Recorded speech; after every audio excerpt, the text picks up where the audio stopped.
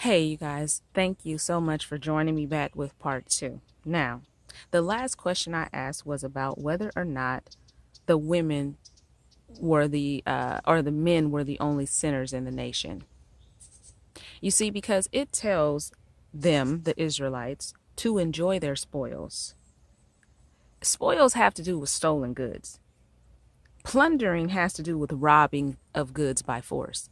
Now, first of all, why is it calling it spoils and plunder when we're talking about people?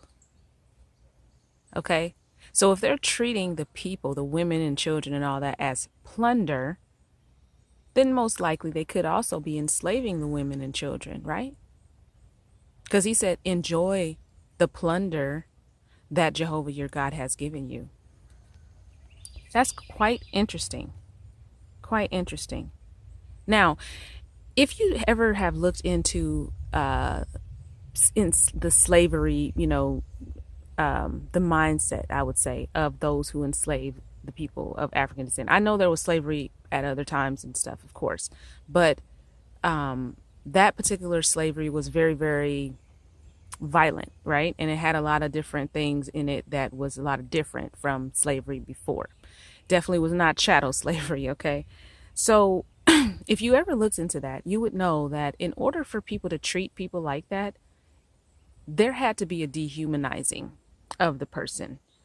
They couldn't look at those people as humans or, having the same type of feelings as them because they were, taking from them. They were forcefully taking them. They were removing their kids, even killing the men in front of the women, doing all of these different things. Now, I don't want to get into all that. But the point I'm making is, let's just say that you feel that the reason why it was okay for this to be done is God sanctioned it. So even if you feel like it's wrong, right? In your spirit, you feel like it's wrong to actually enslave people or murder people. You might say that, well, if God told you to do it, then you would just do it because that was his commission, right? And you don't understand the ways of God. This is what I hear a lot of people saying when they can't explain something about, what's in the Old Testament. They was like, well, we don't understand God's ways, so we don't know why he would do certain things. Okay, so let's go with that. Let's just say that's the case. And God is commissioning current day, present day Jehovah's Witnesses to do things like this. Okay, I know it's not going to go over well because of the laws, but let's just go with me for a minute here, right? So he's going to do that. And you feel like it's wrong. Your conscience doesn't feel like it's right to do that. Now, what would you have to do in your mind to be able to do that? To be able to enslave somebody that, first of all, you shouldn't enslave anybody, but that didn't do anything to you. Like maybe they are sinners in God's eyes, or maybe they don't worship God, they're worshiping other gods or whatever. So to what they're doing to God, that's something in itself, but they're not doing anything to you. So you're supposed to enslave them, right? Or you're supposed to kill them, the men or whatever of their nation. What would you have to do in your mind to make yourself sleep okay at night? Because it doesn't go with your conscience. It goes against it. It forces you to go against your own conscience. You would actually have to look at that person a certain way. You would have to dehumanize that person. And that was the point of me bringing up how they did with slavery. Now, I'm not saying you would treat them, any bad way, but just because it's going against your conscience and you actually don't feel like it's good to do, you would have to do that, or else you would be haunted at night thinking about what you've done. So my question is, were the Israelites just savage people? Did this not bother them? Did they not feel it was wrong? Or did they just simply do what many people seem to say they would do, which is, because God sanctioned it, I'm going to do it. I don't understand God's ways, but I'm going to do what he says. So if that were the case, then why would God do that? Just really think about that. Why would God have people go against their own conscience, especially if that moral code was put in them to help them not to do wrong directly from him being created in his image. Why would he make them go against that and know that it would haunt them and make them feel some type of way? Isn't that interesting to think about? So let's take the idea of not being able to understand God's ways. Okay, fine. We can't understand God's ways. We can't, because he's higher than us, at least according to the Bible and, of course, what the beliefs say. But it doesn't mean we can't look at his ways. It doesn't mean we can't look at what the Bible is actually saying that he did. Let's go through a couple of things right here. Okay, I'm just looking at my notes. We may not understand, or you may not understand, God's ways because they're so much higher, right? But we can understand what God chose to do and not to do.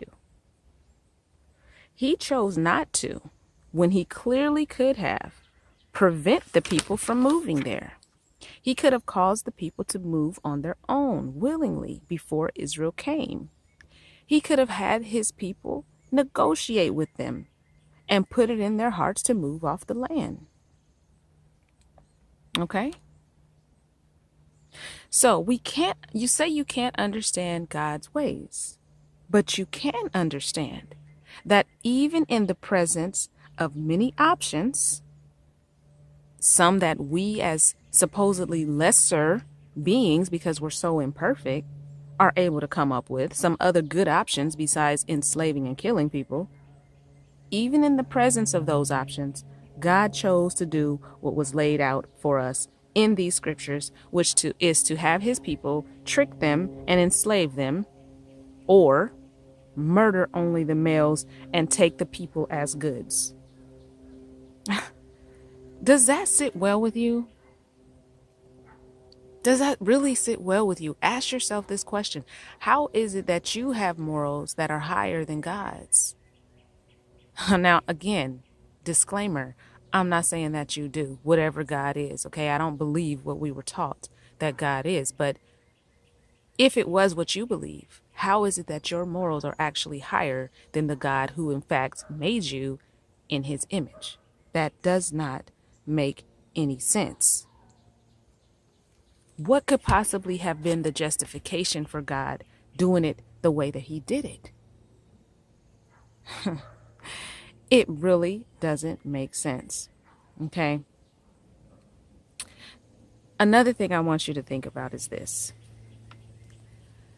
Haven't you heard scriptures that say that God is the same and he doesn't change, and, you know, he's not like a man to change his mind and all of those things, right?